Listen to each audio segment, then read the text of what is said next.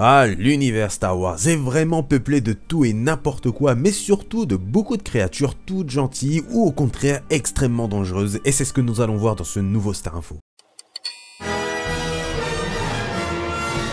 Alors bien sûr, vous vous doutez bien que je ne vais pas parler de toutes les créatures dangereuses parce que il y en a quand même un sacré paquet, mais on va essayer d'en voir certaines. On commence doucement avec les Tuk-Hata, ou Tuk-Hata, c'est comme vous voulez, qui étaient en fait des sortes de chiens vivant sur la planète de Korriban, mais comme vous le savez, cette planète était imprégnée de côté obscur, et quand les Jedi Noirs sont arrivés sur la planète et se sont appelés les Seigneurs Sith, ils ont commencé plusieurs expériences sur la faune locale, dont les Tuk-Hata qui sont ensuite devenus, grâce aux expériences, mais aussi et surtout grâce au côté obscur, d'énormes bêtes assoiffées de sang aux yeux rouges et avec de grandes cornes. Chose très importante, les Tuk-Hata étaient surtout sensibles à la force et au côté obscur. Leur grande particularité, c'est qu'ils étaient devenus extrêmement intelligents à un tel point qu'ils réussissent même à apprendre le langage Sith. Et en plus de tout ça, ils pouvaient résister à énormément de pouvoir de la force dû à leur sensibilité au côté obscur et à la force en l'occurrence. Bien sûr, au vu de leur grande efficacité, les Seigneurs Sith les choisissent comme gardiens de tombeaux et de différentes grottes qui contenaient des artefacts Sith. Les Jedi se méfiaient énormément de ces monstres à cause de leur appétit pour les utilisateurs de la force et de leur intelligence, surtout en meute.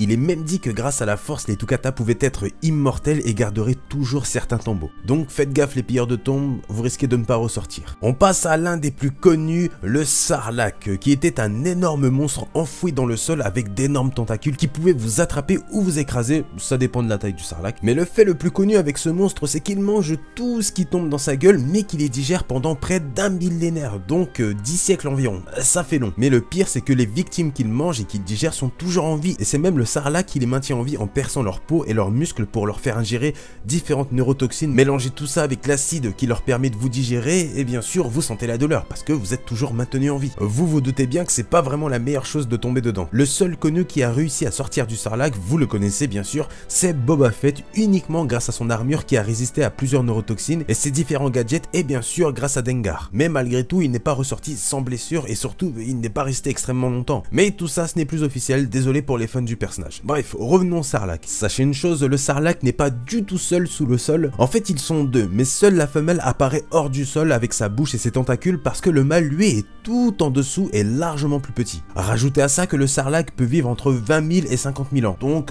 croyez-moi, il a son temps pour vous bouffer. Il est même dit que le Sarlacc viendrait en réalité de l'espace et non d'une planète sous forme en fait de spore et atterrirait sur une planète au hasard pour creuser à plus de 100 mètres dans le sol en attendant qu'il grandisse. Il faut savoir que le mot Sarlacc est le nom de l'espèce en général, mais selon l'endroit où il se trouve, il possède différents noms. Par exemple, sur Tatooine, il est appelé Carkoon, avec le nom du lieu, la fosse de Carkoon. Mais il existe d'autres Sarlacc dans l'univers Star Wars, 3 connus pour le moment. Un sur Tatooine, le plus connu, du nom de Carkoon, comme je l'ai dit. Un autre sur Dathomir, qui porte seulement le nom de Sarlacc inférieur. On sait seulement qu'il était plus petit que celui de Tatooine, mais largement plus dangereux. Et le dernier, qui est le plus grand des Sarlacc, le roi de l'univers Star Wars, et c'est réellement le plus grand de l'univers, c'est celui de Felucia, nommé en général avec le lieu l'abîme antique ou l'abîme ancestral. Il était juste immense et ce Sarlacc pouvait être commandé grâce à la force par Shakti. Attention toutefois à ne pas confondre le Sarlacc et le Vixus qui vit uniquement sur Umbara, ce sont seulement des races cousines. Dernière petite chose à savoir, après on passe au prochain, les Jedi étaient très admiratifs du calme du Sarlacc, ils ont alors appelé leur première forme de combat Chicho ou Chicho, ça dépend les personnes, qui peut se traduire en tout simplement la voix du Sarlacc ou le calme du Sarlacc. On enchaîne avec une créature du côté obscur, les Tarentatech, qui figurent parmi les créatures les plus dangereuses dans Star Wars et ils seraient en réalité des rancors modifiés lors d'expériences par les Sith et plus précisément par Exar Kun qui en est le créateur original et qui a permis de détruire beaucoup de bases Jedi et d'en tuer énormément. La particularité de ces monstres, c'est qu'ils étaient emplis de côté obscur et plus le côté obscur était puissant, plus les Tarentatech devenaient puissants et imbattables. Il faut savoir qu'ils avaient été créés pour contrer les Jedi à l'époque et surtout ils se nourrissaient des utilisateurs du côté lumineux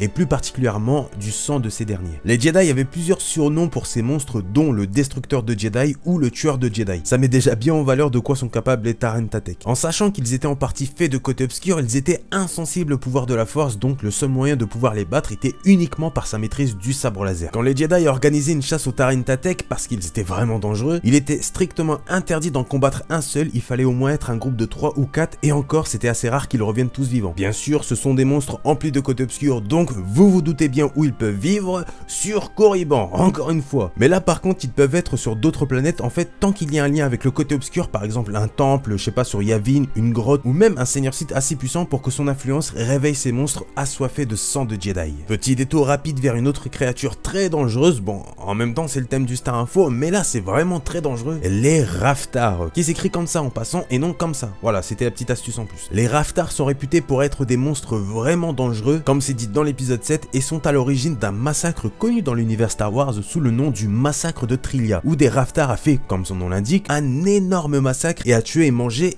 énormément de monde. Et malgré leur physique, les Raftars sont extrêmement rapides et grâce à leurs tentacules, vous vous doutez bien que si vous tombez en face d'une d'entre elles, qu'elle soit loin ou non, vous avez peu de chances de survivre, surtout sans aide, contrairement à Finn. Comme vous pouvez le voir, les Raftars ont une petite ressemblance avec les Sarlacc et c'est normal parce que ce sont des races cousines. Mais les Raftars sont réputés pour être largement plus dangereuses que leurs cousins et quand on voit de quoi ils sont capables, on comprend vite pourquoi ils font partie des bêtes les plus dangereuses, surtout quand ils sont plusieurs. On enchaîne avec un monstre aussi connu que le Sarlacc, le grand Rancor. Alors je vais pas rester longtemps dessus parce que vous connaissez je pense tous les Rancors et il n'y a pas réellement de choses intéressantes à dire dessus. Ils sont originaires de Dathomir et sont souvent domestiqués par les Sœurs de la Nuit qui vivaient bien sûr sur Dathomir. Les Rancors, comme vous vous en doutez, sont extrêmement dangereux, surtout ceux de Dathomir qui sont, comme le dit Luke, largement plus grands, plus féroces et surtout plus intelligents que ceux qui vivent sur d'autres planètes. Mais malgré leur réputation de monstres extrêmement dangereux, les Rancors ne sont pas toujours remplis de haine et peuvent très bien ne pas vous attaquer, contrairement à des sous-espèces comme ces frères de Felucia qui sont des bêtes accro à la mort du nom de Rancor Taureau et qui sont largement plus grands et féroces que les Rancors basiques. Tellement féroces qu'ils n'hésitaient pas à se battre contre d'autres Rancors et on peut voir de quoi est capable l'un d'entre eux dans le pouvoir de la force. Il existe bien sûr plusieurs d'autres types de Rancors comme le Rancor ailé qui, comme son nom l'indique, a des ailes qui est en fait à la base une expérience des Jedi. On enchaîne très rapidement avec un monstre encore plus grand que n'importe quel Rancor. J'ai nommé le Gorog qui était une énorme, et quand je dis énorme, c'est vraiment énorme créature ressemblant au niveau de sa posture à un gorille avec